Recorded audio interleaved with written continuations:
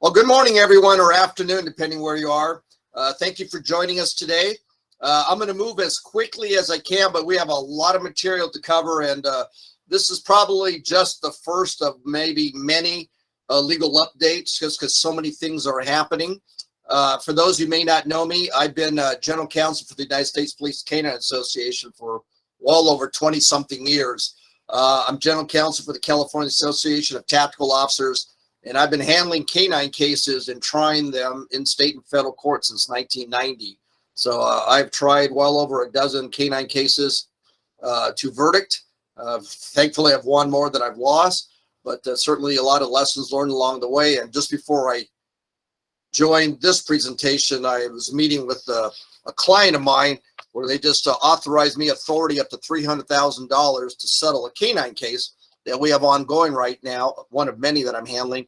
And the issue came up as to whether a directed bite was warranted in this particular case. And we're going to talk about direct bites as we go forward. And under our new policy, this directed bite would not have been found within policy.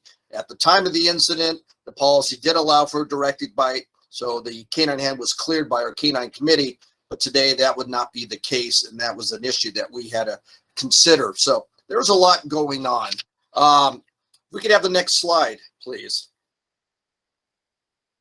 And when I first started handling cases in the early 1990s, it was big-time litigation. I was representing Los Angeles County Sheriff's Department, the Los Angeles Police Department, and a variety of other agencies, plus consulting nationwide with other agencies. And that's the height of the canine litigation.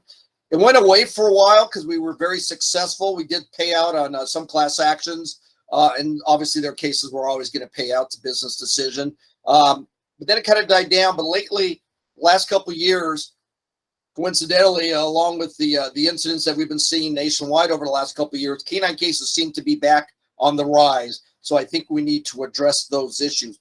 Likewise, there is a national debate going on regarding the elimination of canine units completely. I know the California Attorney General is not a fan of find and bite.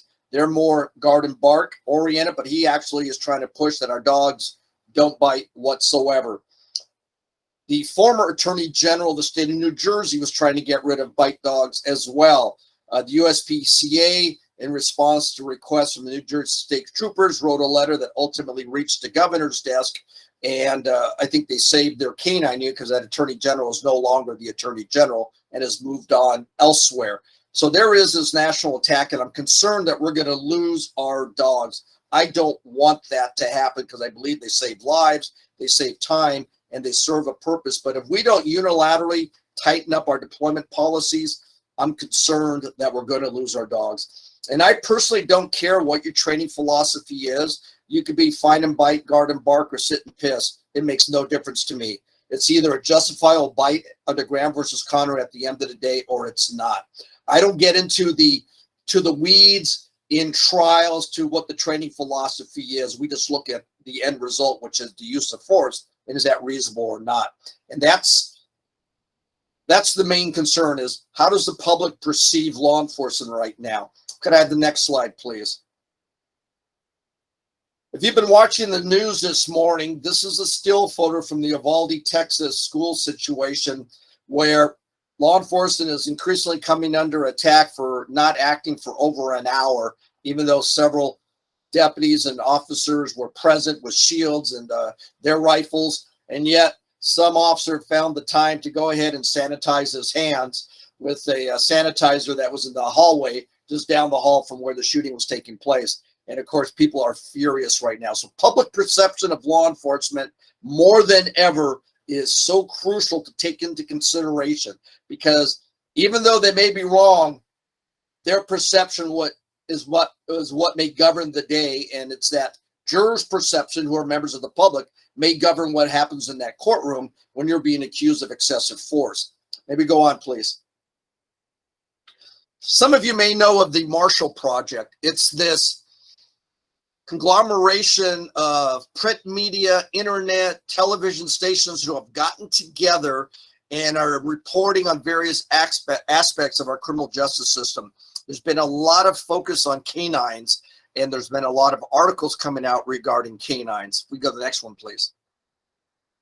This is an example of an op-ed that was written by an attorney named DeWitt Lacey. And ironic as it is, the case that I just received up to $300,000 authority to settle, the plaintiff's counsel is DeWitt Lacey. And he is handling canine cases around the country. He works for a gentleman by the name of John Burris, who's a very well-known plaintiff's attorney up in Northern California, who has made an absolute fortune suing law enforcement. They decided to take advantage of all the litigation going on here in Southern California. They open an office in Beverly Hills, and DeWitt is running the office here in Southern California. So part of the op-ed that he wrote is the controversy over police use of excessive force has been front and center in this pandemic year. The murder of George Floyd by former Minneapolis police officer Derek Chauvin, a number of fatal shootings by law enforcement officials, and the sometimes harsh treatment of Black Lives Matter protesters have rightly dominated the national debate. The public remains largely ignorant of the damage done by another form of police violence, dog bites. And we'll come back to other excerpts from this article, but it kind of gives you an idea of this narrative that's being pushed across our nation, and it's being read by judges, politicians, plaintiffs' attorneys, law professors, and potential jurors, which is my concern. Next slide, please. One of the things that the Marshall Project has put together is a short video. It's 20 minutes. I'm only going to show you like the first minute or two to give you a flavor of the narrative that's being pushed. It's called Mauled, and the title in and of itself should tell you how the police use of dogs are going to be portrayed. It's defined as a short film about the current narrative conveyed in a short film created to bring awareness to canine bites.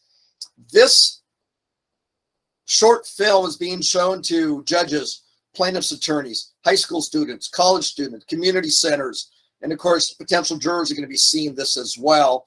And it's pushing the narrative that canine handlers are out of control, that we're using dogs primarily on people of color, and that we have a racial bent to our deployments. Now, you can disagree with me, but this is the public perception that's going on out there. So if we can play the next slide, please, and we'll just play a portion of it, and I'll tell you when to stop done.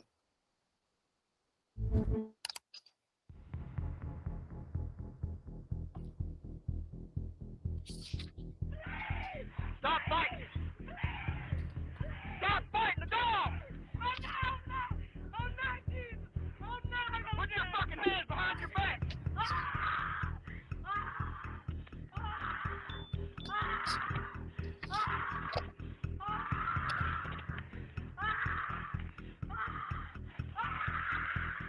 Can you please get this dog off me? You are gonna have to wait just a second, lady. Sir, please! You shouldn't fucking run. The night I got attacked by the police dog. Me and my friends was actually driving, and the police ended up putting the lights on us. My friend's in the back, he got out and ran. And so I'm thinking like, oh man, I need to get out. So I got out and I just started running. I didn't notice that the police had no dog. I didn't notice nothing for real. I was just running. Then he just grabbed me and he just started shaking me. And I was just hollering, screaming. He was telling me not to move or something. Stop fighting the dog! I'm like, I'm just still hollering and screaming. He could not get that dog on me. Once that dog got on me, it was like he tasted that blood. Oh, it was terrible. It was terrible. Like he was just shaking me and shaking me and shaking me. And I was just hollering. Please get this dog off me. Can you please get this dog off me? You are going to have to wait just a second, lady. Sir, please. The dog had already attacked me. The dog still was trying to attack me once they got me off the ground. You know, I barely could walk. He was trying to take me to jail. And another police officer was like, no, she can't go to jail. Oh, we got to call an ambulance. She got to get seen about. I was just in total shock. My body had went into a state of shock. And when the ambulance came and they asked me to lay down, you know, and looked at it, they just started talking about how he was so wrong. They had to lay me down, you know, clean me up and look at me. The nurses was crying as they cleaning me, and they was telling me not to let him get away with it and how bad it was, and they was telling me that he was out there laughing and making jokes.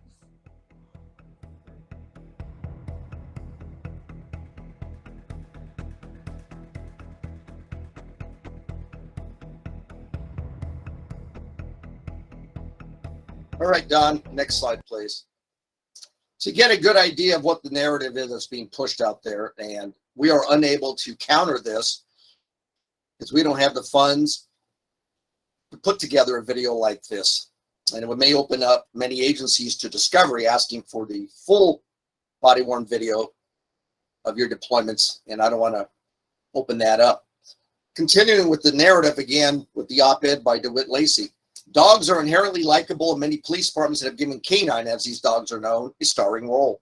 Officers take them to visit children at school, celebrate their drug bust, detail their training regimen on social media, and when they die, their funerals meet all law enforcement honors. If the public could vote on a favorite police officer, the winner might end up being a canine. However, police canines inflict a staggering number of bites each year. More than 32,500 people were taken to emergency rooms in the U.S. for canine bites between 2005 and 2013, according to a study. Black people accounted for 42% of the wounded. Next, please. Marshall Project came up with some statistics looking at police canine bites per 100,000 residents. And they wrote that among police departments in the 20 largest cities, some have much higher rates of police dog bites than others. For example, between 2017 and 2019, Indianapolis Metropolitan Police dogs had 243 bites, or about 28 bites per 100,000 residents. City police in Chicago, Philadelphia, and San Francisco each recorded only one incident. Next, please. Out in the field, the public usually misses out on what happens when a canine bites. The dog is routinely unleashed to hunt and sink its teeth into suspects who are running or hiding from officers.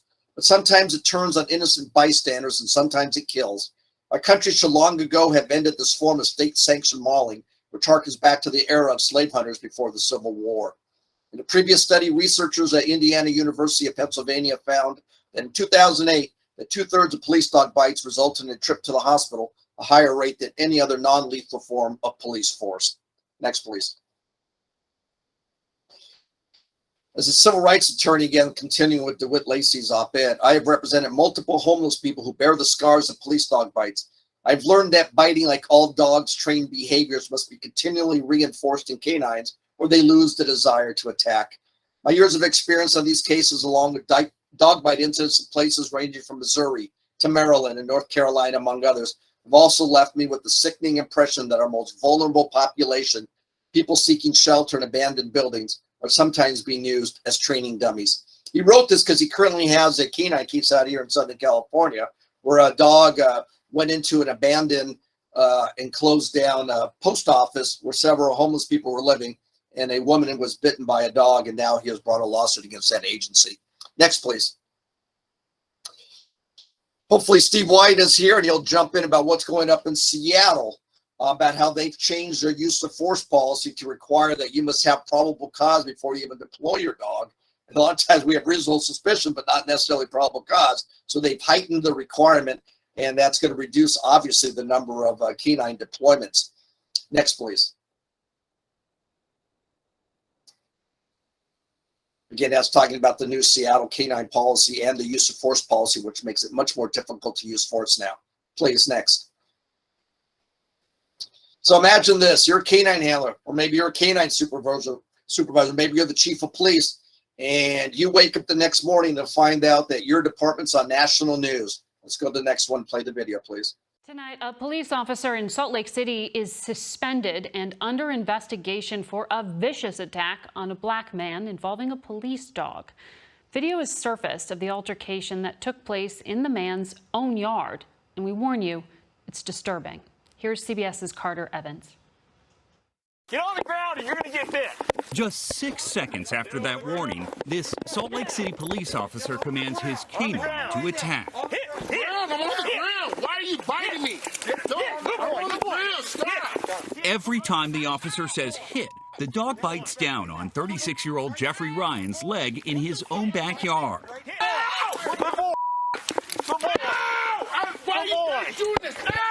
boy. I'm a boy. Ryan's attorney, Dan Garner. Is he resisting at all? No. Even when the dog starts to bite him, he's still just laying there. It looks like someone took a chainsaw to his leg. Police were responding to a domestic disturbance call and say Ryan's was violating a protective order filed by his wife, but Ryan says the order was supposed to be lifted. The Salt Lake City Canine program will now undergo an external review, and Deputy Chief Jeff Kendrick told us they're limiting the use of police dogs during that time. Just deploying them just for searches, but we do not want them to come in contact with any individuals. Jeffrey Ryans is still recovering from multiple surgeries, and an amputation has not been ruled out. Carter Evans, CBS News, Los Angeles. Okay, number one recommendation that subject matters and I provide to agencies requesting an internal review, of which we have done several. In fact, Scott Sargent, who was with us today, has joined me and recently retired LAPD Sergeant J.D. McDonald in conducting reviews of canine units nationwide. So our number one recommendation is that the department should reassess the mission of the canine unit with an objective focus on effectively searching for and locating criminal suspects, with a secondary consideration of use of the dog as an apprehension tool or a use of force option. That should not be the primary use of a canine. Next, please. So what are my observations of reducing the potential negative perception of the use of police service dogs? In order to keep our dogs and we don't lose them, we need to modify the parameters or the criteria for a directed bite. I think we need to institute a verbal out requirement to reduce the duration of the bite. The length of time that a dog is on a bite, and there's cases from around the country, can be considered excessive in and of itself. So the actual deployment of the dog can be found to be constitutionally justifiable. The initial use of force can be found to be constitutionally permissible in the Graham versus Connor. But the amount of time that the dog is on the bite, that separately can be considered a use of force, and it could be excessive depending upon the amount of time. So one of the things that we're noticing is that many agencies go up and will do the so-called hard out. And again, I will defer to my canine subject matter experts on why they do the hard out, but just the attorney perspective and explaining it to jurors is our handlers are giving up their position of safety and cover to go up and physically remove the dog. Many times they're going to choke the dog off. I'm also seeing now the use of these bite bars in order to effectively get the dog to release much more quickly, which is great in theory. But I've been watching a lot of body-worn camera videos from a variety of police departments recently where the use of the bite bar, it takes an additional 10 to 15 or however long it takes to get that dog off the bite. So it seems not to be accomplishing its intended purpose. Every canine handler and their dog have to certify, I believe, with a verbal out. Then why aren't we doing it in an actual practical application? The experts against you in these cases are former canine handlers, and they're going to ask the same question. Next, please. So are there any alternatives before we use a directed bite? Can we just go up there and go hands-on? Can we use something like a taser? Can we use a beanbag? Can we use a 40 mic 37 mic to take this person into custody? Will our tear gas or clear out gas be used? Can we use a baton on this person before we send the dog in? Those are all considerations that one must consider, and if they can't be used and the dog is only the only reasonable alternative, then so be it, but be able to justify why these other forms of uses of force cannot be used. Next, please. LAPD has a very good definition for what a directed deployment is, so I have liberally borrowed from the LAPD Canine Manual. A canine officer may direct his canine to bite and apprehend a resisting, fleeing, or otherwise evading suspect when it is objectively reasonable to believe that the suspect poses a risk of harm to officers or the public. The reasonableness of the belief that the suspect poses a risk of harm to officers or the public is an objective assessment and will be based on the totality of the circumstances. Factors to consider in determining whether a suspect's resistance or flight create an objective escalation in the threat to an officer or public safety include the severity of the crime for which the suspect is wanted, the presence of the public in the area, whether the suspect is believed to be armed with a weapon, and the suspect's demonstrated level of resistance in refusing to submit to arrest. The canine officer must clearly articulate the rationale for a directed bite in related reports. And I think that succinctly summarizes and defines a directed bite. Next, please. Let's take a look at this.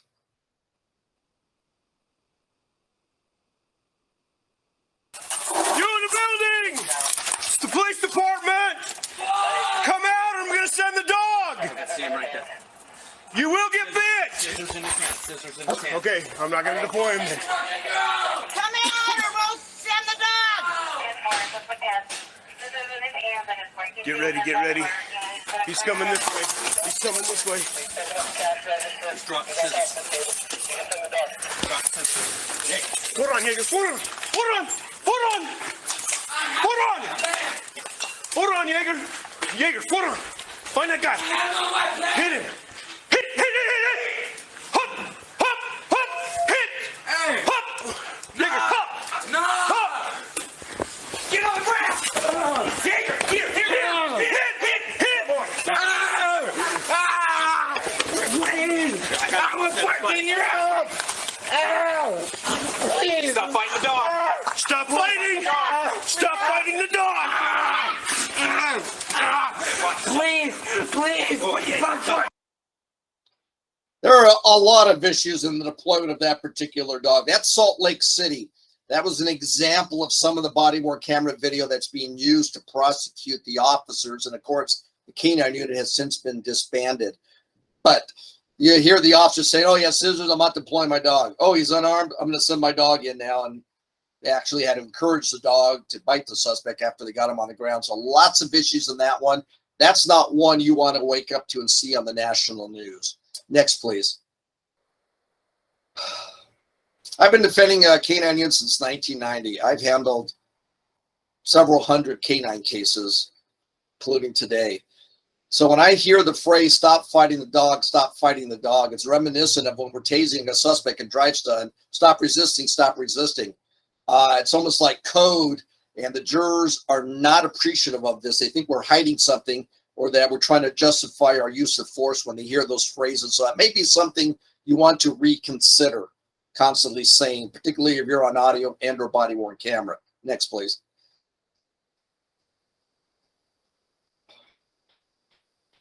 There's an extended bite, and while the dog is on the bite, you may want to refrain from praising your dog. Oh, it's a good boy. It's a good boy. Oh, my dog's a good dog. I understand you may be, especially particularly if it's a newer dog, you may want to be building up the dog's confidence. But when it comes across to a jury on body-worn camera or audio, it's almost as you're praising your dog for biting the bad guy. And the jurors are having a problem with that. Judges are having a concern about that. So again, it's the public perception of how we're doing things that is sometimes being misperceived by our ultimate public, which are the jurors. Next, please. So if you can't use a beanbag, if you can't tase the suspect, if you can't use a 40 mic, can't punch him, can't baton him, then why do we think we can send the dog in on that same scenario? So always ask yourself this question. Am I using only the level of force to mitigate the threat and safely achieve a lawful objective? Is there another less injurious option available that will allow me to achieve the same objective as effectively and safely? Will my actions be viewed as appropriate by my agency, by the general public, given the severity of the threat and the totality of the circumstances involved? That's an analysis you must keep in the back of your mind. Next, please.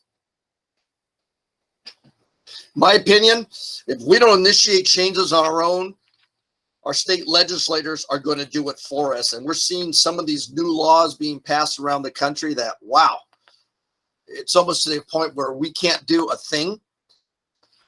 Canine handlers across the country. I was just in Maryland recently, and they told me they're scared to deploy because if it's not, because the new buzzwords are necessity, proportionality, and de-escalation. And we're seeing that PERF put that out 6 years ago, and it's now being adopted by agencies nationwide. And if you violate the use of force policy in the state of Maryland, you can be subjected to 10 years in state prison. So a lot of canine handlers say we're scared to deploy our dogs because we don't want to go to prison. And I don't blame them. Next, please. Again, if we don't control our own destiny, someone else will. And I think we've all seen enough examples of law enforcement officers going to prison for a variety of things. I don't think anybody wakes up in the morning and says, hey, I'm going to go out and try to kill someone. I'm going to go out and bite as many people as I can today. But yet, some of these officers are now finding themselves behind prison bars and are going to be there for many years now. I don't want that to happen to you. Next, please. What do canine handlers need to protect themselves? One, they have to protect themselves tactically. Don't give up your positions of cover or safety. Legally, protect yourselves. Know the law. Know your policy. And administratively, make sure you're following your training. Make sure your supervisors know their job and they know the policy if they're going to approve a deployment. Next, please.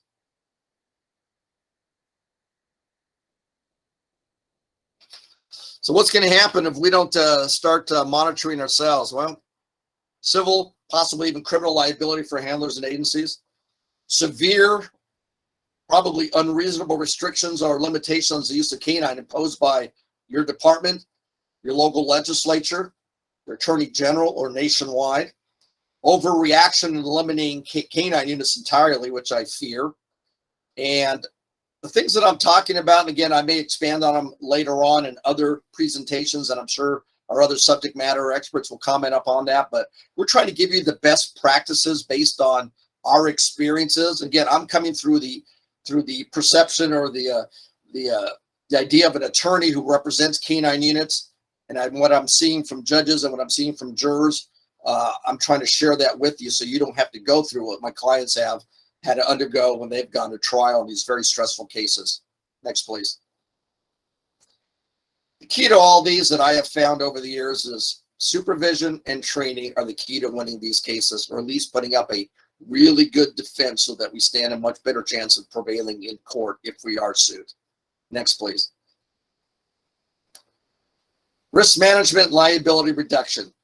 There's got to be very good supervisory oversight by our sergeants, by our lieutenants. Sergeants have to, many times it's a collateral assignment. They have all these other duties, and I think that's unfair to the canine unit because canine is a full-time duty. It is your highest potential for liability, which means it deserves the most supervision. Failure to provide effective supervision is going to allow things to happen that you may not be able to recover from. Supervisors of canine units need a lot of training on how to conduct bite investigations, to make sure how reports are written, how they're reviewed. And I'm worried about tacit supervisory approval or concurrence of problematic conduct, which means supervisors have got to be looking out for their handlers, themselves, their agency from potential liability, which means they really have to know what they're doing out there, go to training, be part of the canine search team so they know exactly what's happening out there. And if there are issues, they're being corrected immediately. Next, please. I see issues with policies. They're either poorly written or they don't adequately explain. If I were to ask all of you what you thought of serious offenses, which is a criteria in almost everybody's canine policy, we'd all have a different opinion. Everybody should have the same definition. Or maybe you have a great policy, but there's a failure to enforce it. Make sure that the canine handlers follow their policy. They're given a little more latitude, which is going to come back, and no pun intended, but bite you. Operational practices which are consistently outside the course and scope of existing policy or department expectations is another concern that we have. And if your policies are outdated and not comporting with current law and current standards, you're asking for trouble. And these lawsuits are expensive. You do not want to go through one of these. You do not want to invite your local attorney general or the Department of Justice to come in and do a patterns and practice investigation. You cannot afford to beat them. Next, please. The one thing that we have that we can never negotiate away is our integrity. Now, I've given you in about 20 minutes what I normally talk about for 8 hours. So I just wanted to hit the highlights. Again, this is just my perception from a legal point of view. You may have a different one, and I respect that. But this is just what I see going on in my world right now. And we may do more of these in the future. But right now, I want to ask that our other subject matter experts chime in with their thoughts. So thank you all. Don, thank you for running my PowerPoint. Very good, Gene. It's a good presentation. You hit a lot of the really good high points. I'd like to invite Lou Ferland, retired chief of police from Portsmouth, New Hampshire, to join in. Well, hello from New Hampshire, everybody, and Gene, wonderful job as well. My first comment that I want to make is, Gene, either last year or the year before, gave a presentation on the culture of canine units, which I think goes very well as a companion to what he just talked about, especially when it comes to supervision and how culture controls much of the environment in which you're training and much of how you're going to actually act when you're under stress and deploying the dog, the words and phrases that you use, how the public is going to perceive you. So if you have the opportunity to see it as it was recorded or to hear Gene live, because I know he talks about culture in his 8-hour presentation, I really encourage you to listen to that part of it as well. Anyway, other parts I want to talk about real quick is, some things that I've seen is policies that have necessary as wording for their use of force, and it goes one step beyond Graham, which is the reasonable standard. And so a lot of policies have, is the force necessary? And the problem with that type of wording is you get into a word game. For example, the questioning might go like this for the handler.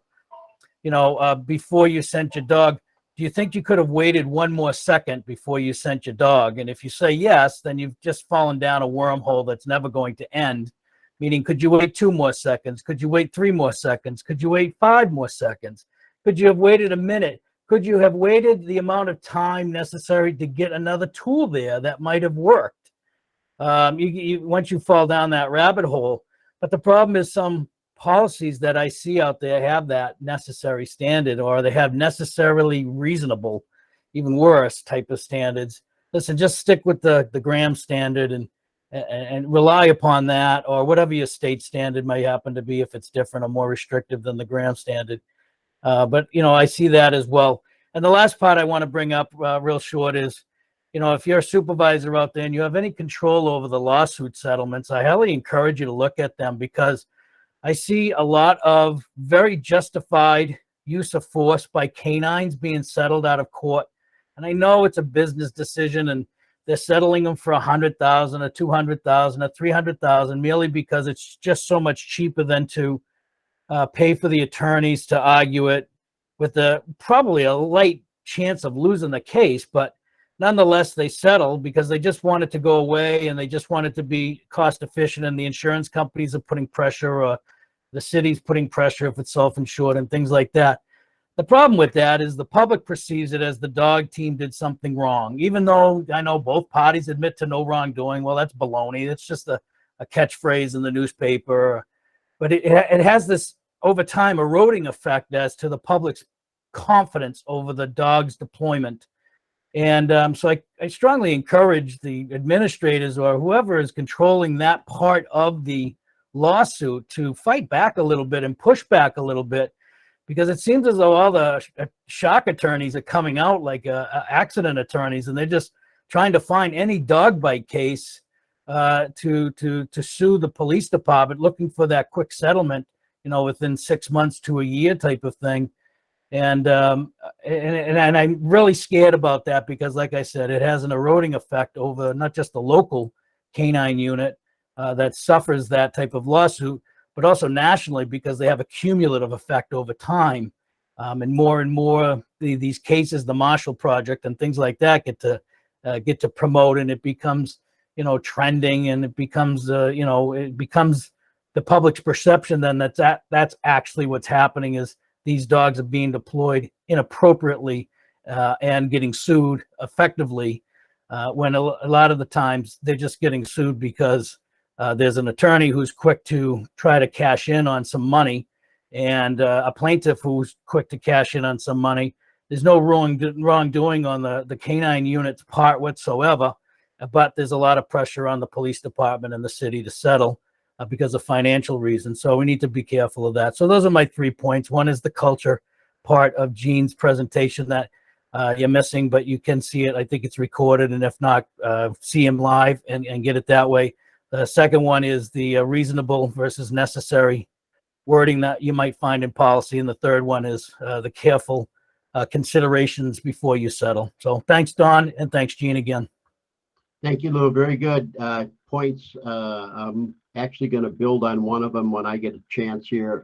Right now, though, I'd like to ask Scott Sargent to join us. He is a former canine handler and retired commander of the use of force division for the LAPD, and he has a lot of experience in that area. Go ahead, Scott. Oh, thanks, Don. That was a great presentation. Gene, that covered absolutely a lot of critical points, and I think it's important to do that routinely, so we kind of stay focused on those critical points. If I can, I'll just touch on a few that you made and just reiterate them. Like Gene said, we work together to do some of these reviews on departments, and we look at policy, and that's kind of more of my forte too as we're going through that. And it's important to look at the policies because that's the basis by which officers take their actions and train to. So anyway, just some of the points that I think are really important to reinforce maybe once again. How do you out in your agency is a good question. Do you ever call off? You train and certified to calling off verbally. Do you ever actually do it? So I know that's a question that can be posed to a jury in court is, well, you certified to calling off, like calling off the bite rather than a hard out, but do you just hard out 100% of the time? And I know a lot of agencies, that's all they do. You talk about verbal call off in the field and it's just not done. And that's a cultural issue too, something to discuss. If you're never verbally calling off, you may have an issue because it's a viable option that your agency might want to explore. And if you ever make the statement under oath or in a report or to anyone else that your dog won't do it, I've read that. My dog just simply won't do it. You're gonna have a problem because he'll do it in training, which means he will do it. How long is your bite? It's the duration of the bite is critical. If your bite's more than, as a general basic rule, if your bite, I think Gene will agree, is more than a few seconds long, depending on the circumstances. But as a general rule, if your bite's more than a few seconds long, you're going into 30 seconds a minute. I mean, count that out. I mean, realistically, 1, 2, 3, 4, 5, out, 12, 13, 14. That's 15 seconds. We've seen bites 3 minutes long, and they're not pretty to watch. And if that's the basic rule for your agency, then you kind of want to take a look at that. Is how long are you letting the dog bite? What's the duration of your bites on an average? Tactics: bring the dog to me. Those kinds of tactics are sure problems for agencies where you're making the suspect drag the dog out, to the officer. Now, there are circumstances when that certainly might be a viable option, might be something that's worth doing because it's an armed suspect or a murder suspect that's secreted, and you want to make sure that you get the dog to do that. But generally speaking, as a rule, having the suspect drag the dog out of the car across the parking lot to you so you can make the arrest is really not something that's a tenable or sustainable tactic.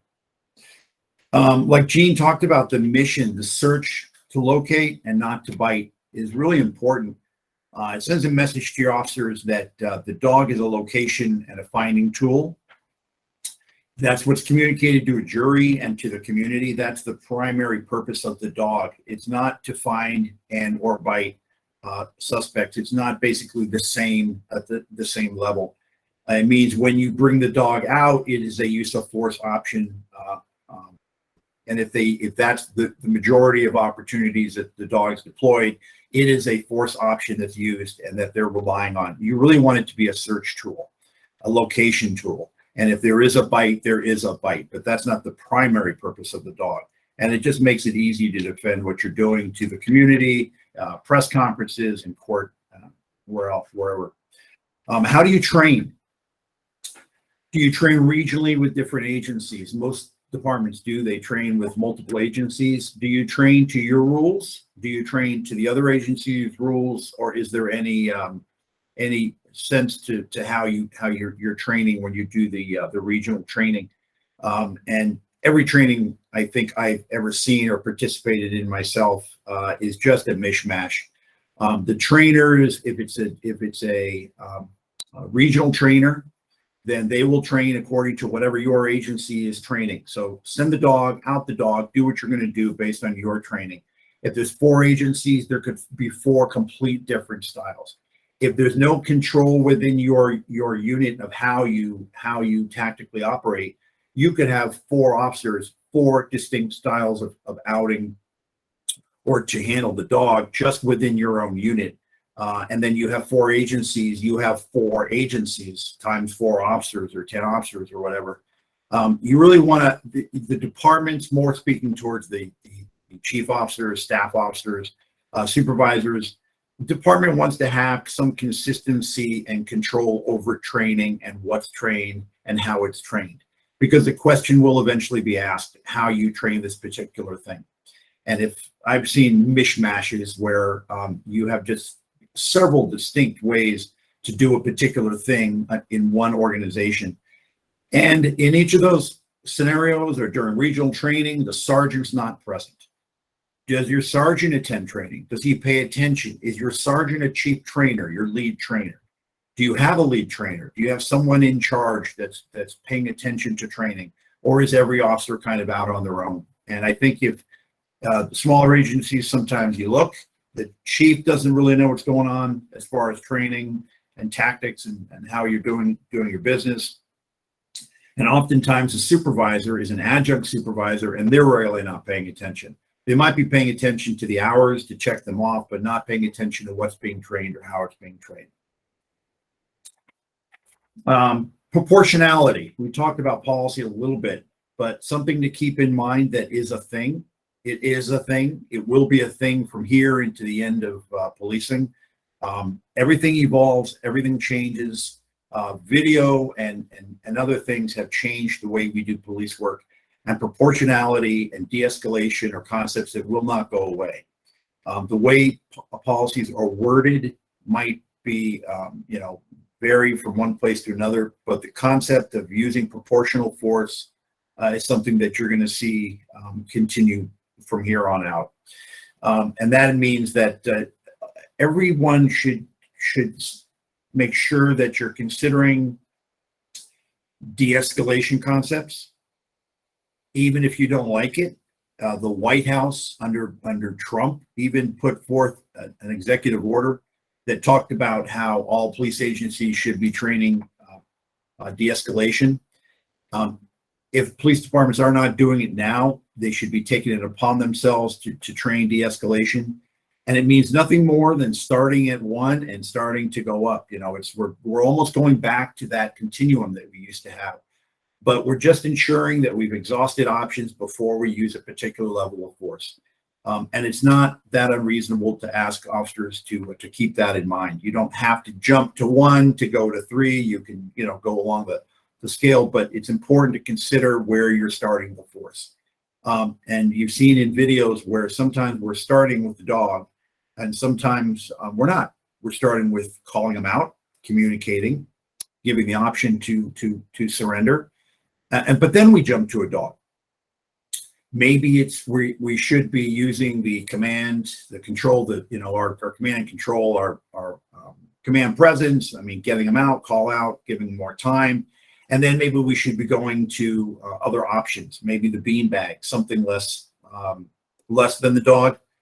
Just a consideration, something that you guys should be talking about is the proportionality. Is the bite proportional to the suspect's resistance? That's going to be a question that will be asked more and more in the future. We talked about supervision, just some notes I made. Supervision is important. Talked a little bit about culture. Who runs the canine unit in your agency? Is it the canine handlers? If so, that can be okay. That can be functional. And you are all probably aware of organizations where the canine handlers run the canine unit, and it's not functional because there's a leadership issue. You have folks running the unit and making leadership decisions that probably shouldn't be. And everyone's aware of a department that probably operates like that. I know everyone's aware of units police departments or units where the supervisor is not present, where they should be present. Sometimes they'll look around like, hey, you know what? So-and-so's making these decisions and the sergeant's not even aware of them. Or the handler gets to the sergeant first or to the lieutenant to make decisions, and it's not in the best interest of everyone. So you have these leadership vacuums that can cause problems culturally in an organization. Policies, Gene did a great job of touching on policies. Policies used to be in the 80s. If we saw a policy that was more than a page, it was too long. Am I right? It's probably the same way it is in a lot of departments. We wanted a policy that says police departments can have dogs and they can use them to bite. That was like a great policy, and we would take it and run with it. Now you really want officers to have more guidance, especially with the risk they face. Cops actually risk going to jail now when they deploy a dog. It's happening more and more frequently. It's happened numerous times where cops have thought they were making the right decision. They were acting in conformity with their department policy and law, pulled the dog out, deployed it, and out of nowhere, they get indicted. That is unfair to the community, it's unfair to the department, and it's absolutely unfair to the officer. Therefore, when that kind of thing is happening across the country, for any agency to ignore their policy is really reprehensible, because their officers may be at risk of going to jail. Everyone knows who Stephanie Moore is from Maryland. When that happened, she deployed the dog. She ends up going to jail. This was 10 years ago. But this has happened. How many arrests have we had in the past year, 2 years, where canine handlers have been arrested? And they think they're fulfilling policy. They think they're doing what they're supposed to do. And that's the problem. It's not that they're out doing their own thing and, usurping policy and doing their own thing, acting outside course and scope. They believe they're acting within course and scope of their job, and out of nowhere, they're served with indictments. That is unfair. So agencies all need to pay attention to their policy and what cops are doing and what they think is expected of them to make sure it's fair. And there's a lot of discussion, real quick, this is my last point. There's a lot of discussion about using Graham in policy. And I'm just going to put my 2 cents in, because I'm a proponent of a policy that's fair, but it's consistent with the department's use of force policy. LAPD used to have a policy forever that dog bites were not a use of force. Now, how they got away with that, and I wrote I participated in authoring the most recent critical update of their use of force policy, which has just been revised once again, just over the last year or so. But there was a lot of changes over the years, but consistently, a dog bite was not a use of force. Can you imagine? I mean, most agencies, you mention that, and they're like, well, how could a dog bite not be a use of force? And it's because the decision-making process for using the force is oftentimes the dog and not the officer. The officer merely deploys, so it's a tactical decision. Whereas the actual bite around the corner behind the dumpster is not the officers, it's the dog. And that's part of the rationale. And that has changed. Obviously, it's changed. And realistically, it kind of should have changed. So how do you adjudicate a force when the officer is deploying the dog, but the dog is making the decision ultimately to bite? And there's obvious ways why you're going to do that. And your bite, I would imagine most agencies, bite is a use of force. A canine bite's a use of force. So it's just a matter of how you're weaving the bite with the use of force policy. And you don't have to put a specific Graham component on it, but it should be based on concepts such as what's the threat when you release the dog, what's the crime involved, and what's the likelihood of escape. You've covered Graham. And your policy then is consistent with the department's use of force policy in every case, because we all use a base Graham policy. those three simple concepts, you can leave the verbiage of Graham out. You don't have to put immediacy and all that will cause a lot of confusion why people don't use it. You just have to put points in such as there is a threat. What is it? You've considered it. What's the crime that this person is suspected of having committed? He's fleeing from whatever. And what's the likelihood of escape? So if you don't deploy the dog, and the safety issues are, we rather send the dog as a search tool rather than officers forward because of the threat. And that's it. So it makes a nice, concise policy that's consistent with your use of force policy. Everyone understands it and you can train to it quite easily. But if you, again, if you look at your own policy and it's a little confusing, or other people look at it, you hand it to someone else and they're a little confused as to, like Gene talked about, as to when you can deploy the dog, when you can't, then someone should take that policy and they should fix it up. Anyway, okay, that's all I had. I just want to touch on a few of those points, but good presentation, Gene.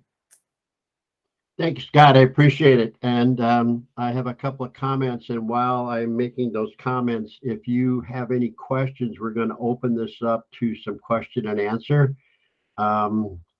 First off, we have, like Lou and Gene talked about or have recently been involved in situations where officers may have gotten off of something because the policy was written improperly, or there was something missing from the policy. And as canine handlers, sometimes we are the first people to hear about the changes in how the legal system is changing, or policies need to be this way. And you should make sure that you are updating your supervisors. Some of you your supervisor may be the chief of police. Some of you may have a supervisor that is actually in the unit, but they are also aware, they also have duties that comprise a more of a totality of different things. So you should always make sure when something is happening, there's a change coming, or there has a change occurred, that you are informing them that they may need to make some policy changes. In that same light, we have to look at ourselves as we are always trying to improve ourselves. We're trying to find the next best thing in training, in deployment, in how we work our dogs. We should not live in the past and say that what we've done in the past, and you'll find some people that will talk to you about what they did when they did in the past. It was great for them. Well, you have to take a look at those training tactics and find out if those are still acceptable, or they are something for the past.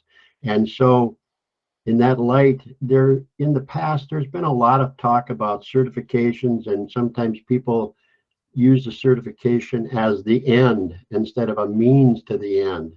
And so we have to look at, it was raised here a couple of times about verbal and hard outs and bite bars and break sticks and things like that. Those are all tools. The foundation's probably your verbal out. If that fails for some reason, as Steve White from Seattle would always say, there may be somewhere some person who is just going to fight with your dog all the way, and he's not going to stop. Well, then in that case, you have maybe some course or recourse to continue the fight with the dog to make sure he's under control. But in the past too, we used to talk about, yep, we send the dog on the bite and we wait till the suspect is under control. Nowadays, we have to look at what does that under control actually mean, and how long, like Scott was saying, how many seconds or minutes are you going to let that bite go before you do something. So we have to have a lot of different options available during our deployment, and not just one, as like Gene said, where you're just going to do the hard out. You're going to grab the collar and you're going to, as a cue possibly to get your dog to come off. We have to train. You have to get away from the certification. That's one thing. That's a small part of law enforcement, but you have to get away and start doing the deployments. And it's people like you that are here listening to this to get an idea of what it is you need to please pass it on. We are not doing this strictly and totally for the United States Police Canine Association, but more for Police Canine everywhere. And that's what the object of this all is because whatever people are doing somewhere else, it may affect us. I'd like to open it up to questions if nobody else has anything. And if you can raise your hand. There's a hand at the bottom of your screen, or you can take yourself off of mute, ask a question. Scott Sargent, in addition, and I forgot to mention this, is also an attorney who works for the Department of Justice on consent decrees, and Lou Ferlin has been everything he could be in Canine and all the way up the ladder to chief of police. So please, any questions? Don, I want to make one more comment, kind of following up what Scott said, is just because you've always done it a certain way doesn't mean it's right. For example, I handle a lot of officer-involved shooting cases, and the issue that's popped up, in fact, it was in the national news the other day, is after we shoot a suspect and we disarm them and we're surrounding them with 10, 15 heavily armed officers, why do we keep them handcuffed? And does that interfere with the rendering of medical treatment? So there was an article the other day, why did Ohio officers handcuff Jalen Walker after shooting him dozens of times? And it's been a lot of articles here in Southern California asking, why does LAPD keep handcuffs on suspects after they're clearly maybe even dead, but they're clearly unarmed? It's a national topic. So again, you ask cops why. Well, I've been taught that since the academy, and safety. Well, you got to now look at what the perception is and how that comes across on body-worn cameras. Same with Canine. We got to take a look at things and how does this going to be seen by our ultimate audience, which is jurors. So I just throw that out there for what it's worth. I want to ask a question of everybody, Don, if I could. Sure. And are you seeing any trends, anybody, about putting the cameras on the dogs now that the cops are getting all these body-worn cameras? Are you seeing a lot of dogs having the cameras put on them to get a better perception as to what the dog might be getting into? So I'm asking that of everybody if they see that. I've seen it, Lou. I know some of my agencies have tried it, but because of where the dog goes, the vests sometimes move and the camera moves. And I know the military was trying it out they use it at time to time, but it depends upon how well the vest is made and what the dog is doing. So locally, I've not seen any agencies put the camera on the dog. I mean, LAPD, Canine has now gone to BWCs over the last couple of years. LA County, they're experimenting with BWC, so their Canine unit may be going, but it's going to be on the handlers, not the dog. Anyone else? Well, I'm not hearing anything. I want to underscore two things that you guys talked about after me. One was the duration and the reason for the bite. And I think those are important things too. Not only you have to justify the initial use of force, but you also have to justify the continued use of force. And I think those, both Don and Scott, you underscored that as well. And I just, I take notes, and those are some of the notes I took. I just wanted to repeat that because I think that's a very important piece of this. Well, thank you, everybody. If no one else has anything, we will call this a wrap for this meeting. We have videotaped it, and so it'll be online if you want a reference or push somebody towards it. And we thank you for coming. Have a good day, everybody. Thank you. See you later, everybody.